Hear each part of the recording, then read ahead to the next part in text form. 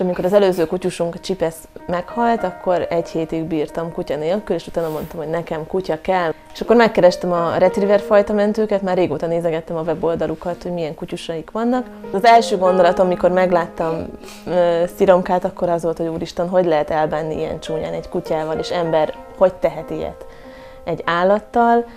Bolhás volt, férges volt, szívférges volt, véresre vakart, és harapott sebek voltak rajta. Nagyon le volt fogyva, látszott, hogy nagyon sok alomnyi kiskutyát szült meg és nevelt fel, úgyhogy rettenetesen rossz állapotban került hozzájuk. Szirom egy végtelenül jó kiskutya, bár most éli második gyerekkorát, ugye most kezd el kibontakozni. Sajnos sokat van egyedül, mert ugye mi reggeltől estig azért dolgozunk, úgyhogy mire hazaérünk, időnként egy-egy cserép van rágva, vagy kicsit gödrös a kert, de alapvetően nagyon jó kutyus, nagyon szereti a kis kosarát a bejárat előtt, ott fekszik, alszik, gyerekekkel rettenetesen türelmes, mindent hagy és mindent enged, csak velünk legyen a közelünkben és simogassuk.